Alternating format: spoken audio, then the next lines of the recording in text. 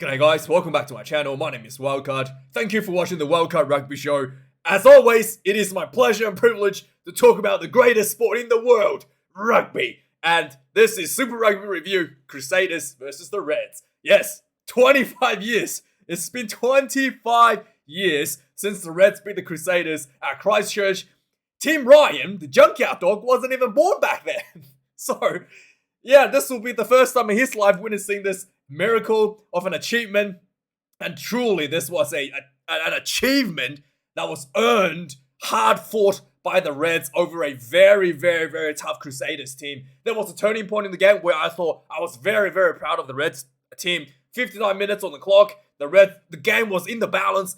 Penalty right in front of the goalpost. And the Reds did not relent. They went for the line out. They went for the back themselves on the set piece. They did not get the try from the line out. But it was the mental fortitude, it was the attitude that they brought into the game and deciding it at that moment that they will go the distance. They will go, walk into this game, fight till the end and not trying to take an easy way out, eke out a penalty and try to, hold on to the 3 points. No, they were there to fight, and they knew that if you want to be the Crusader team, if you want to be the New Zealand team in New Zealand, you can't just prey on 3 points. You have to go for the tries. And more importantly, this was against all the wishes of the commentators. And that, that moment when they decided to put the pressure on the Crusaders led into what we saw at the end, believe it or not. The Crusaders were exhausted at the end of the match. The Reds defense was pushing the Crusaders back into their own half, from the halfway point, almost into their own 22. That's just because of fatigue. The fatigue that was built up over the entire duration of the game, allowing the Reds to have that final stance against the Crusaders, right? Something that a hard lesson they learned last week against the Blues, where the Blues had, just too much power to finish the game, running over the Reds with, it just finishing the game, in the dying minutes, with just sheer power and fitness, essentially. The Reds did that to the Crusaders this week, was pretty much in the identical situation. If the Crusaders break through, it's game over. Deja vu, just like the Blues did the week before. But the Reds was persistent in that pressure and worn the Crusaders down, and the Crusaders just couldn't even get over the advantage line, and eventually knocked on the ball, and the Reds finished off with a scrum.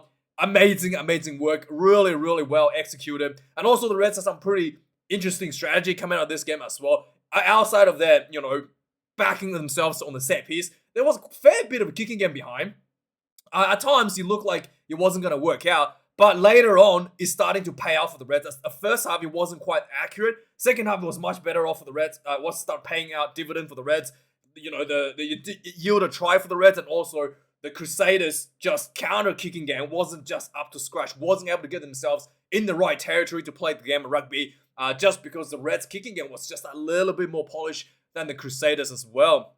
Probably a little bit too eager to kick the ball away earlier in the game for the Reds, but in the second half, I thought they managed that much better. Now, let's talk about the Crusaders. Coach Rob Penny has made some bold decisions this game. He decided to put Lio-Willi at 10 and record Halfpenny to the fullback position. This is the second game he played for the Crusaders outside of the trial game, and then he was injured. So Halfpenny was put in the fullback position with Johnny McNichol moving into the wing position. Now that was a very strange call for me, but according to the coach, that Lio-Willi was under the instruction by the All Blacks to try out at 10.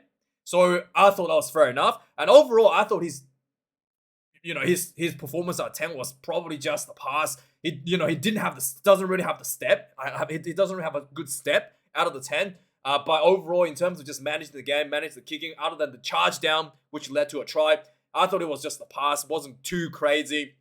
It's good to kind of see that he can fulfill the role. But I did think that Halfpenny's performance, a fullback, was really lacking a lot. It did look like Johnny McNichol was actually covering him in a lot of the fullbacks. And Johnny McNichol was just doing a lot of more work than him out of the 14 jersey than Halfpenny. And his goal kicking as well looked very shaky. First one, completely shanked it. Second one, he did get it through.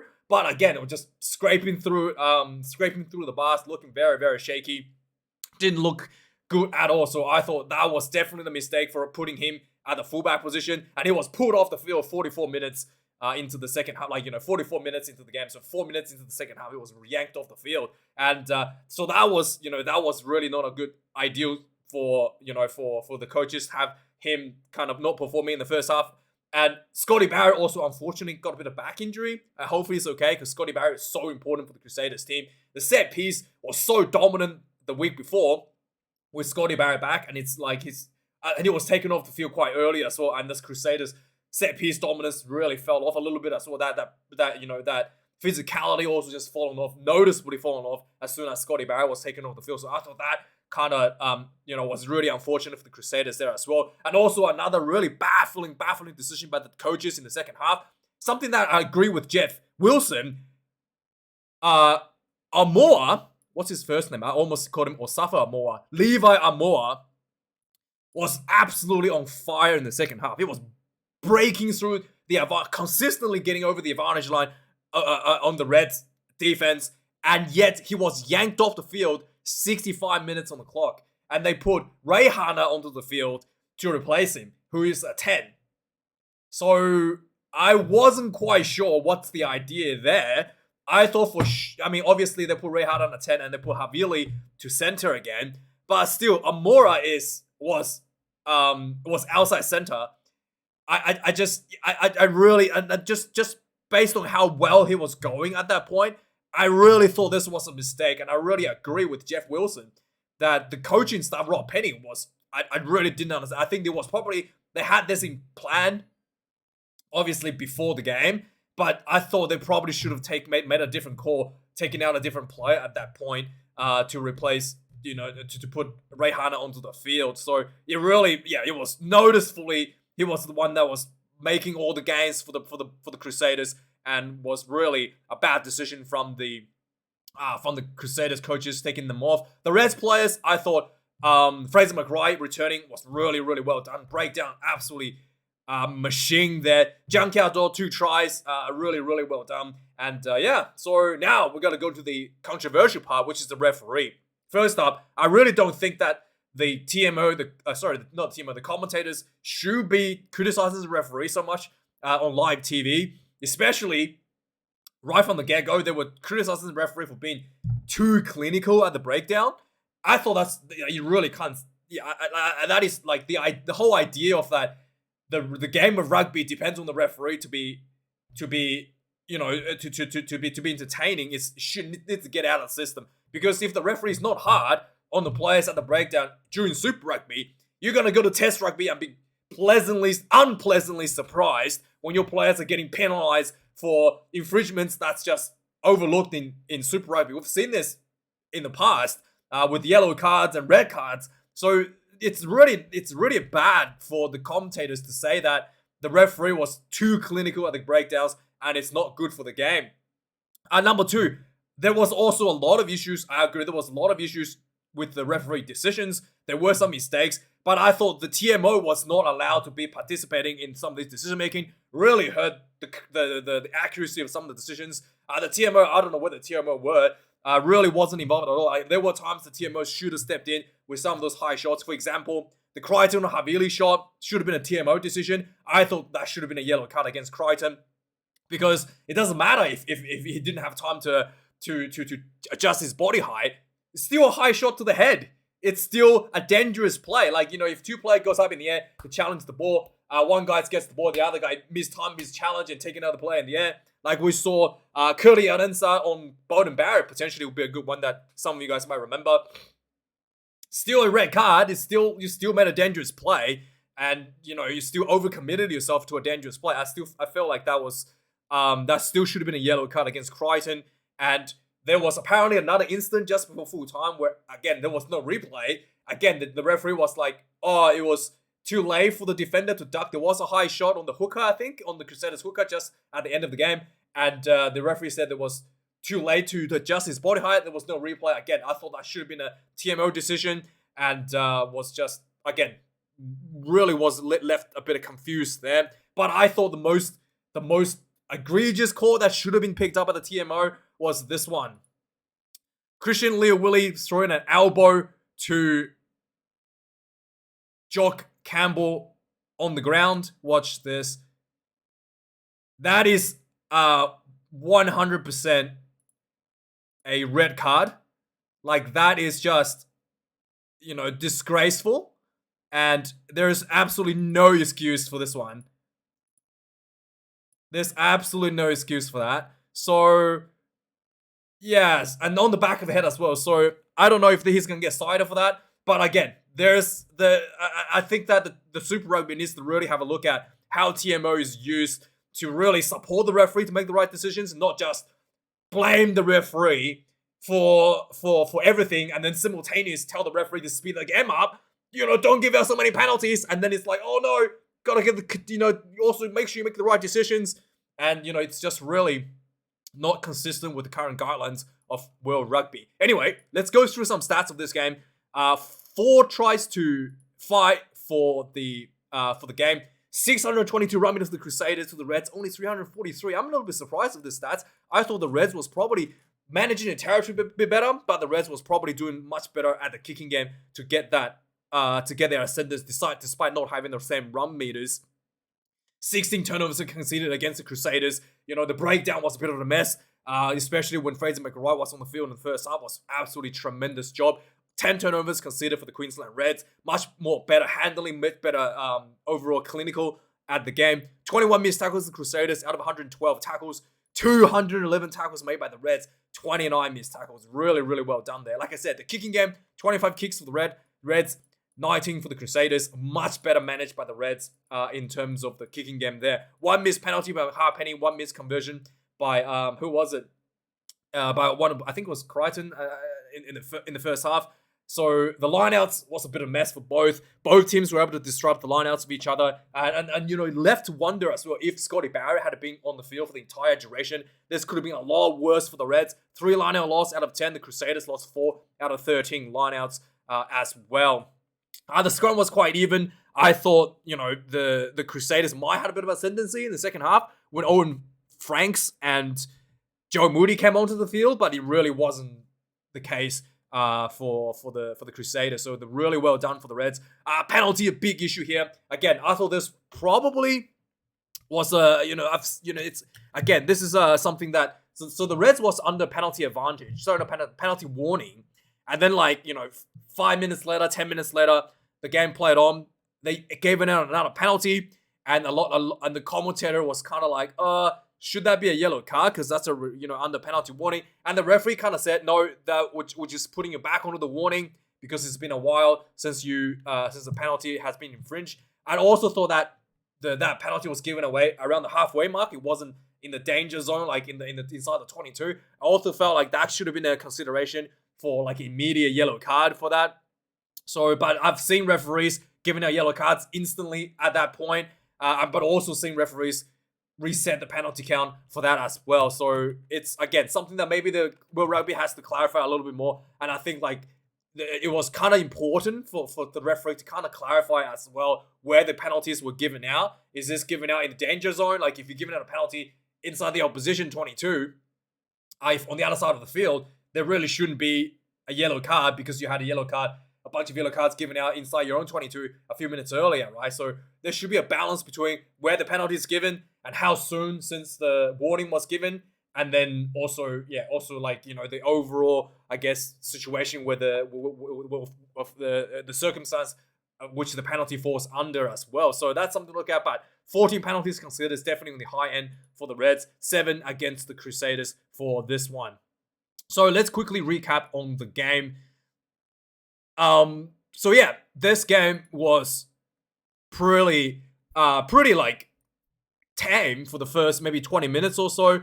There was a try that looked like the Crusaders to go. Lio-Willi threw a long pass to I think it was one of the flankers on the wing, ran in, and then there was a slight knock on by Scotty Barrett leading to this. So that one was disallowed. Scotty Barrett came on the field only about 30 minutes into the game, so he was off very early to a back issue. 10 minutes into the game, Lee Harpenny had a penalty, pretty easy kick, and he completely shanked it. And it wasn't ideal. It took 21 minutes for the first try to finally get on the board. Fraser McRae getting the turnover. Jock Campbell breaks through, and that's basically, this is where the try was leading. He breaks through, got elbow in the back of the head, and then the ball recycled by the Reds. Quick ball, quick crash ball, and eventually Fraser McWright crashed over for the try. 24 minutes into the game, the Junkyard dog, ow, ow, ow, hounding himself in for a try. Once again, Josh Fluke ran down the left-hand side, the same side that Campbell ran down, and then he kind of just linked up with his players inside. Good hands from one side of the field all the way down to the other side, all in one sequence of play, no breakdowns. And then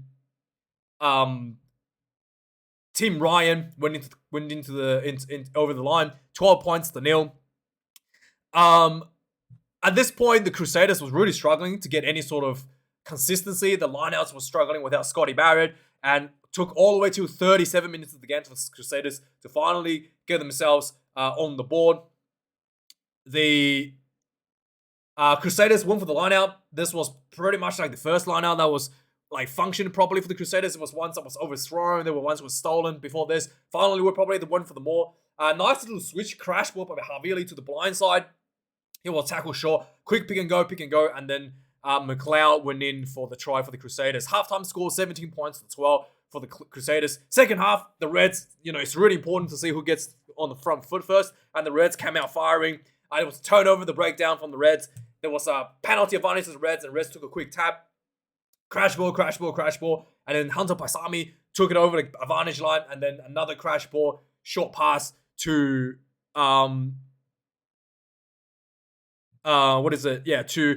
to Manga Allen, the big prop, went in for the Reds, 21 points to 17. And then at this point, Halfpenny was yanked off the field. The 49 minutes, the Crusaders had a lot of opportunity to score just in front of the Reds try line. Levi Almora tried to go himself, got held out. There was a penalty advantage. The Crusaders tap and go. Really impatient, was held up again. Yeah, just before the try line. There was a warning against the Reds for repeated penalties, and finally, 52 minutes into the game, the Crusaders went for the line-out. They went for the more. The Mork was going backwards. It wasn't great, but it doesn't matter. Severis had a nice little support, put himself into the 12th position, essentially. Got the ball, little show and go. Jordan, 2 defenders. Nice offload. And what's his name? Kalo went in for the try, for the second try for the Crusaders. 14 points to 21. And 55 minutes, Crichton hit Havili there was a little chip behind. 2 players went in the air for the ball. Crichton hit Havili in the air, on the head. Should have been a yellow card, I thought. Not really a red, but it is what it is. The Crusaders followed this up with their own lineouts. They crash ball. The referee said it was just a penalty. So, they followed with the lineout. They crashed the ball. Eventually, the Crusaders pick and dry. Eventually, Strange crashed over, and the on-field decision was a try. The TMO tried to see if the ball was grounded. He looked like the ball was held up and then pushed down. But, the TMO was like, oh, there was no clear evidence this try can be overruled. The on-field decision can be overruled. So the try stands. I do think this was a try because I thought it was held up initially, but then it was pushed down, later on. So I thought that was fair enough for me. And there was, 59 minutes. This is the turning point. I wrote in my notes, this could be the point where the Reds win the game. They go for the lineout instead of taking the 3, to the dismay of the commentators. The lineout was stolen by the Crusaders, and the clearance wasn't great, so the Reds went for another lineout, and the ball was turned over by Christie at the breakdown. Havili tried to do the clearance kick, was charged down by Harry Wilson. Wilson ran in, try time, 28 points to 21. And more penalties were given out, another warning for the Reds. And then the Crusaders went for the line-out. They went for the crash ball. Zane Nongor gets the turnover. Really, really well done. 65 minutes, Levi Almore was taken to the field. And I agree with Jeff Wilson. Bad decision. 67 minutes of the game. The Junkyard dog, hounds himself into another try. So the Reds has been playing this kicking game.